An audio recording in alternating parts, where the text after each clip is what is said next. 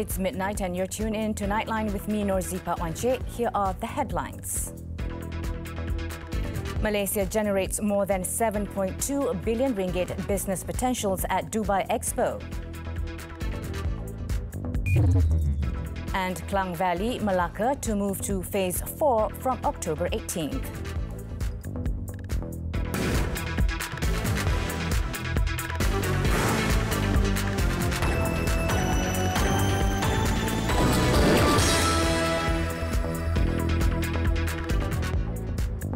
Malaysia has generated more than 7.2 billion ringgit in business leads with companies based in several countries during the first 2 weeks of its participation in Expo 2020 Dubai.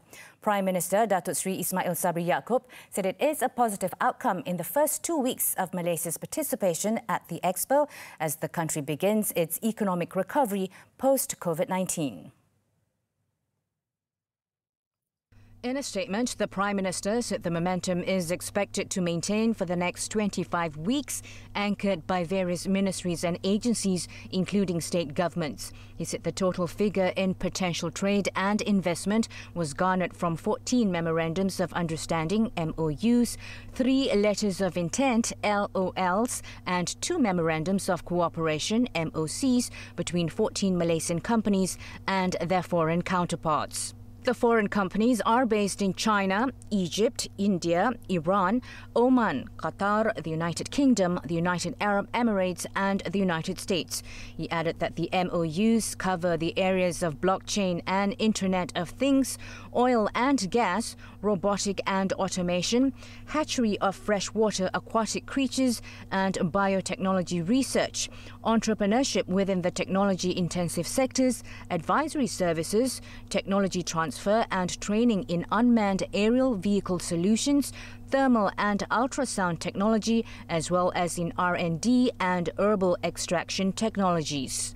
Meanwhile, he said the LOLs and MOCs cover the fabrication of 1,000 modular units of green smart homes, exclusive distributorship of unmanned surface vessels, artificial intelligence or AI-driven agriculture systems, and predictive maintenance of project solutions. Malaysia Pavilion at Expo 2020 Dubai, which was designed as a rainforest canopy and themed Energizing Sustainability, has recorded approximately 50,000 visitors from October 1st to October 14th, 2021. Datuk Seri Ismail Sabri said Malaysia is also confident of surpassing its total target of between 8 billion to 10 billion ringgit in trade business leads at the 6-month-long expo. Malacca and the Klang Valley, which covers Selangor, Kuala Lumpur and Putrajaya, will move to Phase 4 of the National Recovery Plan beginning Monday. Meanwhile, Kelantan, Perak, Pulau Pinang, Kedah and Sabah will move from Phase 2 to Phase 3 on the same day as well. Prime Minister Datuk Seri Ismail Sabri Yaakob said this was decided by the Special Committee on COVID-19 Pandemic Management, which convened on Friday. He said with the transition, all the states in the country have moved to Phase 3 of the National Recovery Plan. He also announced several other relaxations, including for e-hailing vehicles, which will be allowed to operate at full vehicle capacity. Rest and relaxation areas or R&Rs on all highways will also be allowed to open round the clock beginning Saturday. The quarantine period for fully vaccinated travellers from abroad has also been reduced to 7 days and 10 days for partially or non-vaccinated travellers. The Health Ministry has lodged several police reports against anti-vaccine groups that have spread false information that threaten public health. Its Minister, Khairi Jamaluddin, said he hopes that follow-up action, including investigation and prosecution, can be expedited. Khairi, through a tweet on his official Twitter site, said the Health Ministry has lodged several police reports against these groups, but they were still at large and have persisted in spreading fake news while threatening efforts in public health. The Health Minister's statement was a response to a tweet by the Ministry's family health expert, Dr. Sakina Sulong, who asked whether the group was immune to legal repercussions. Dr. Sakina said that although anti-vaxxers continue to spread lies, there has been no action against them. She also attached a screenshot of the alleged anti-vaccine group in the Telegram app. Last Friday, Khairi on his Twitter announced that the Health Ministry has been instructed to lodge police reports as well as complaints to the Malaysian Communications and Multimedia Commission on those viewed as spreading anti-vaccine statements. Malaysia could shorten or remove the mandatory quarantine order for fully vaccinated inbound visitors as it prepares to open the country's borders after nearly 2 years of closure. The National Recovery Council made the announcement after chairing its 4th meeting on Friday. Its chairman, Tan Sri Muhyiddin Yassin, said the quarantine order waiver will be part of the mutual recognition of vaccine certificates already adopted by several countries. Pelawat-pelawat asing, baik perniagaan ataupun pelawat-pelawat sosial dan pelancong boleh datang ke negara kita bila mana mereka telah dapat menyempurnakan seperti biasa double vaccination, sertifikat digital yang diguna pakai itu diiktiraf dan mungkin ada saringan ataupun swab test dibuat sebelum sampai ke sini, tapi tempoh kuarantin yang dikenakan sama ada tidak dikenakan ataupun tempoh kuarantin itu tidak terlalu lama. Ini bukan peringkat majlis, tapi kita bincang perkara itu dan kita diberitahu ini akan dipertimbangkan dalam tempoh yang amat segera ini. Tan Sri Muhyiddin said the decision to consider opening international borders is expected to revive Malaysia's economy, particularly tourism, one of the most badly affected industries, aside from making it easier for business and social travellers to come to Malaysia. He also expressed hope that the reopening of Malaysia's borders, a crucial aspect in the effort to heal the country, can be executed safely and immediately. Generating Malaysia's economy and promoting the nation on the international stage. Introducing Malaysia as a long-term stay destination, Malaysia My Second Home MM2H program. Easing up on its new rules, what does it take to attract high-quality participants? MM2H Consultants Association President Anthony Liu speaks to Money Matters this Saturday at 5 p.m. only on TV3. Malaysia will continue to advocate strongly against human rights violations such as the systemic oppression of the Palestinians and the Rohingyas, besides working together with the international community to rebuild Afghanistan. Foreign Minister Datuk Saifuddin Abdullah made the statement after Malaysia was elected to the United Nations Human Rights Council (HRC) for the term 2022 to 2024 in the elections held during the 76th session of the United Nations General Assembly in New York. He said as a council member, Malaysia intends to prioritise the rights of vulnerable groups, particularly children, women, the indigenous people and the elderly. Malaysia also plans to push for the empowerment of youths to have a bigger role at all levels of decision-making, as well as uphold access to safe, clean, healthy and sustainable environment as a human right that needs to be protected and promoted. Datuk Saifuddin added that Malaysia believes that the role of the HRC is now more vital than ever, especially as the world rebuilds and recovers from the COVID-19 pandemic, to ensure that human rights are kept at the centre. To this end, he said Malaysia will remain actively engaged with the Council as well as its related processes to find common ground, build back stronger in peaceful coexistence and ensure that no one is left behind. During our term in the HRC, Malaysia will engage constructively with all stakeholders. We will practice a consultative approach.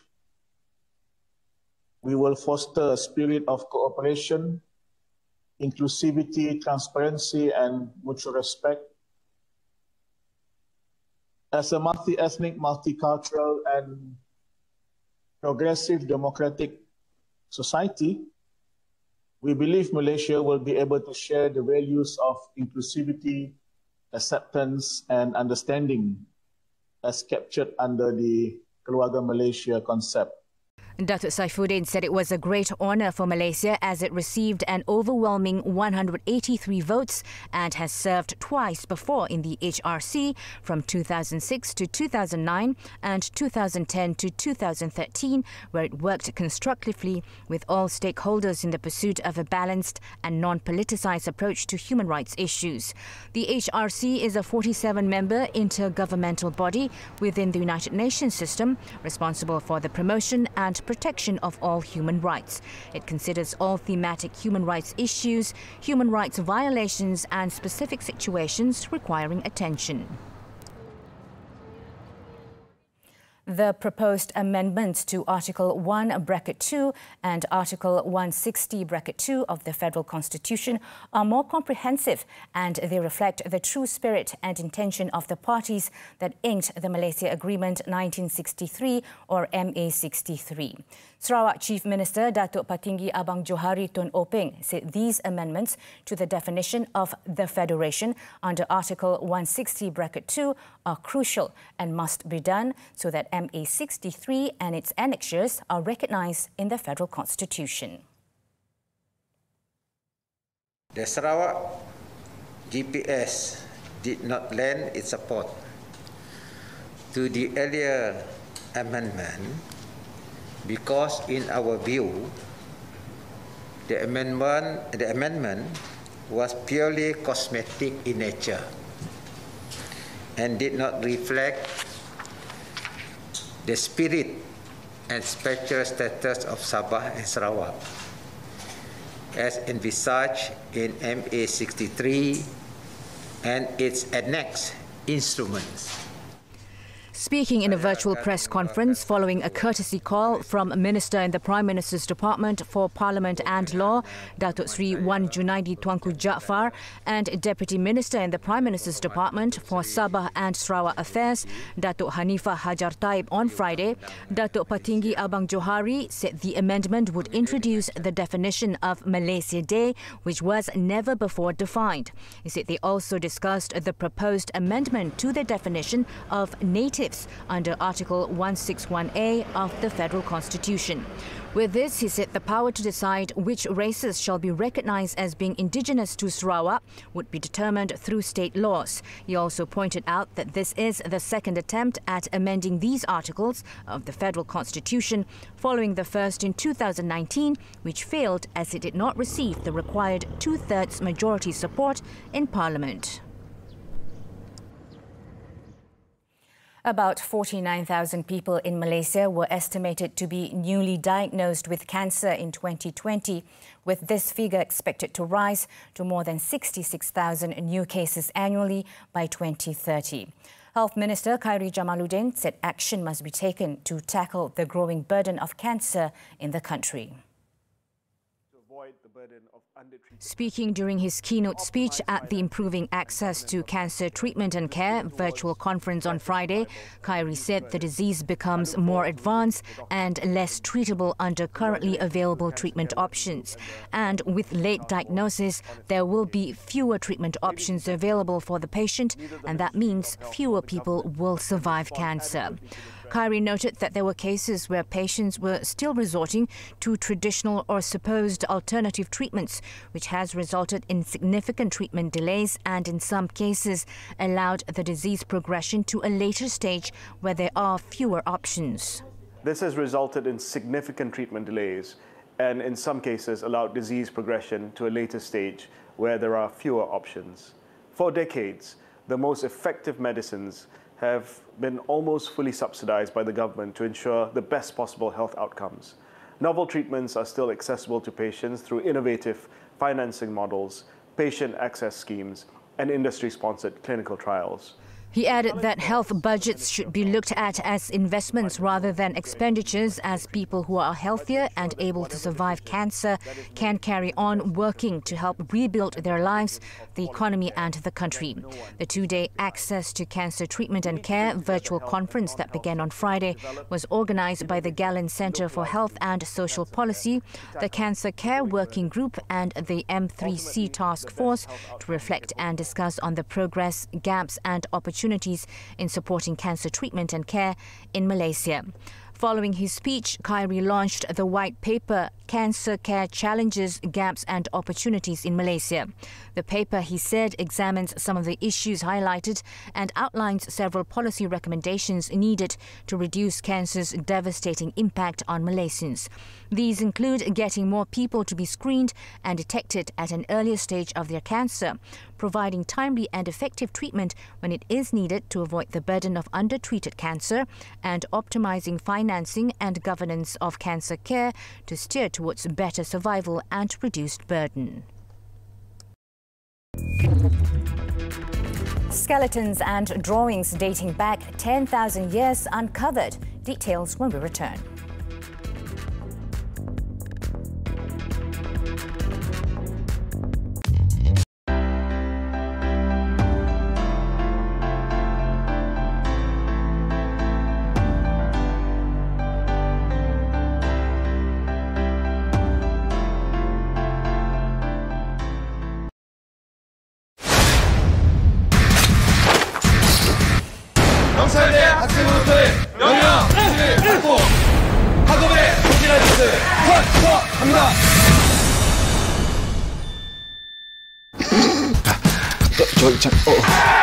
빨리 도와줘! 내가 속을 사줄게. 업혀! 모든 준비 끝났어! 짱이야!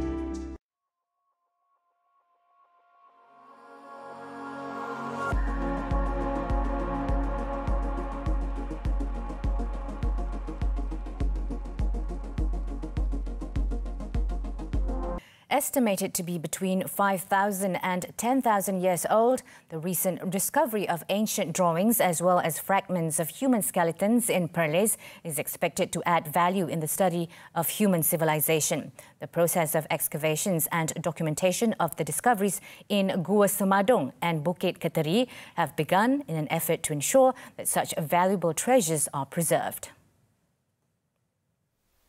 Excavation and documentation works are being carried out by the Department of National Heritage. Its Commissioner, Muhammad Azmi Muhammad Yusof, said the department conducted an archaeological exploration in the area with the State Economic Planning Unit and Perlis Climbing Association in July last year for documentation and inventory purposes to get the latest archaeological data of the site as well as to find more artifacts. The exploration carried out here in Gua Semadong had uncovered drawings believed to be from the proto-history period with Hindu-Buddhist influences estimated to date back to the 5th and the 10th century. Ini adalah peringkat awal saja. Mungkin kita akan teruskan eksplorasi kita dengan kerjasama persatuan-persatuan ini atau dengan kerjasama pusat-pusat pengajian tinggi yang mempunyai bidang arkeologi tinggi yang faham tentang apa yang perlu dilakukan. InsyaAllah kita akan terokai lebih banyak lagi. Ini hanya di bahagian depan. Sebab tadi di Bukit Keteri pun banyak lagi fosil-fosil yang kita tengok. Muhammad Azmi said that caves in Perlis, especially in Bukit Chuping, Bukit Tunku Lembu, Bukit Ngulang, Bukit Kerengga and Bukit Cangkul were used as settlements and funeral grounds for Paleolithic and Neolithic communities based on the discovery of artifacts such as stone tools and earthenware. He said the areas were not only inhabited by the prehistoric community, but were once the settlement of the proto-historic community, where artifacts such as votive tablets had been discovered.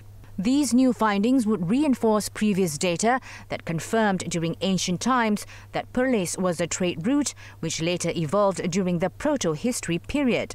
He also urged the public to immediately report any historical finds to the district officer or the National Heritage Commissioner as stipulated in Section 47 of the National Heritage Act. Johor Police arrested 5 tour boat operators aged 22 to 33 after they tested positive for methamphetamine. They were detected during an integrated operation to curb COVID-19 infections and drug abuse among boat operators in the popular holiday destination of Mersing. Johor Police Chief Dato' Ayub Han Maidin Piche said the operation was to ensure that Mersing and its islands will be a safe destination for the public as travel restrictions have been lifted. More than 80 boat operators in the district underwent urine and COVID-19 screening tests in the operation. Untuk operasi ini kita akan buat keterusan bagi memastikan operator-operator bot yang ada ini mematuhi peraturan-peraturan yang telah ditetapkan, khususnya dalam konteks pengemilan dadah dan sebagainya, yang saya rasa akan membahayakan penumpang-penumpang pelancong dan juga penumpang-penumpang bot lain. He said at present there were a total of 95 companies registered with the Mersing District Council operating about 200 boats. After the break, dozens dead after explosions strike Afghan mosque.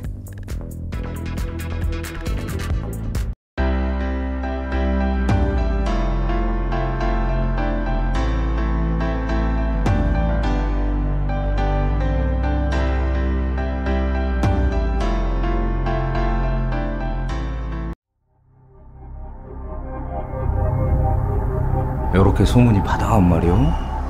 무슨 이유가 있는 거요? 이유가... 잡아! 우리 어디냐고!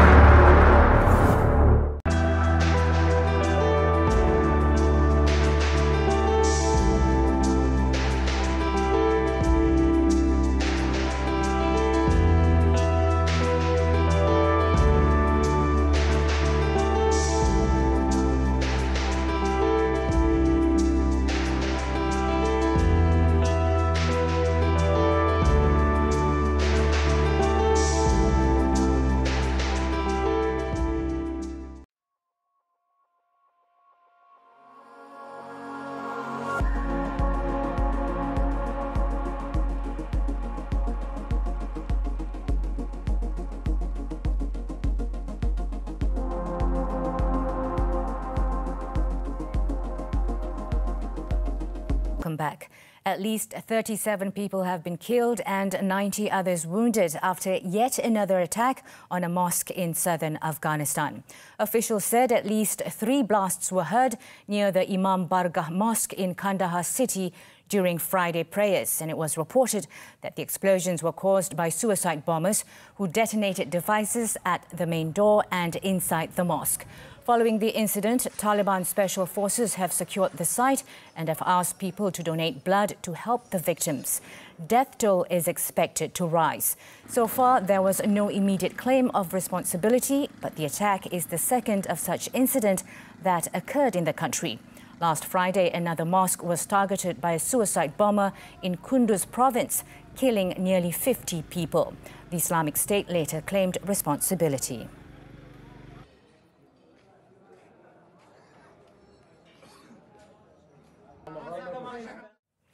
In another development, the man who killed 5 people in a bow and arrow attack in Norway this week has been handed over to health services for a psychiatric evaluation.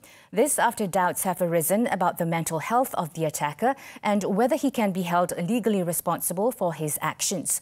Identified as Danish citizen, Aspen Anderson Brethren converted to Islam and is believed to have been radicalized. He has confessed to the killings, and while police have said the attack was probably an act of terror, authorities have not ruled out the possibility of mental health problems. A psychiatric evaluation began on Thursday, which was expected to take up to several months. Meanwhile, a judge was to decide later on Friday whether to hold brethren in detention.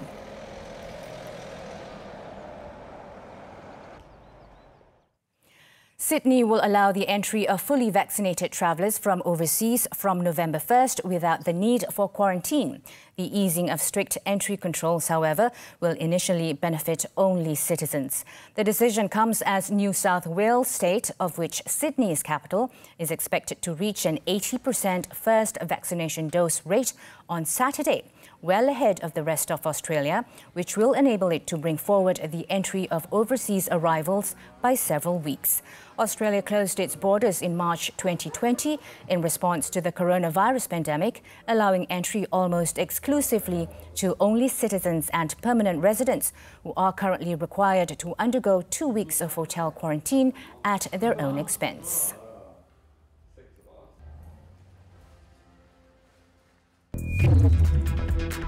Action from the Thomas Cup. Sports is coming up next.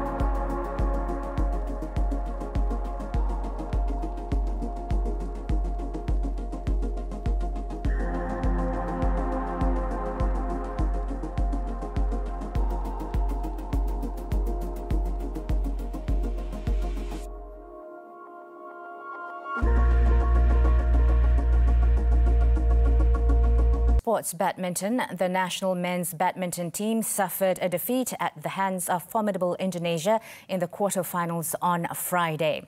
Anthony Sinisuka Ginting drew first blood when he claimed straight sets win over Lee Zijia. Marcus Fernaldi Gideon and Kevin Sanjaya Sukamuljo then doubled the lead when they hammered Olympic bronze medalist Aaron Chia and So Woo Yik. And in the second singles, Jonathan Christie beat Ng Zi Yong to seal victory for Indonesia.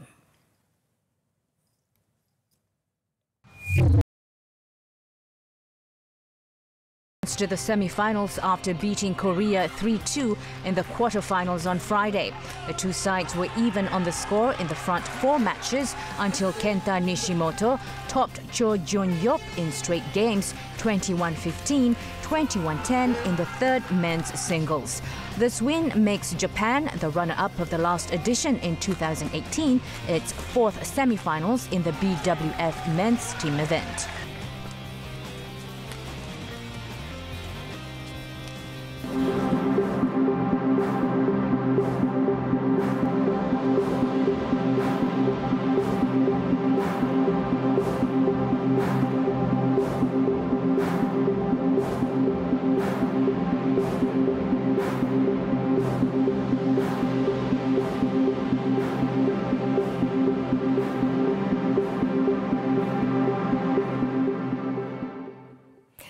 An Aston Martin DB5, complete with rotating machine gun headlamps used in the filming of the James Bond movie No Time to Die, has been unveiled as the centerpiece of a new exhibition. As we wrap up Nightline this time around, let's take a look at the stunt replica on show as part of the Bond in Motion display at the National Motor Museum in Beaulieu in the New Forest, Hampshire. With that, I'm Norzie. Thanks for watching and stay safe, Malaysia.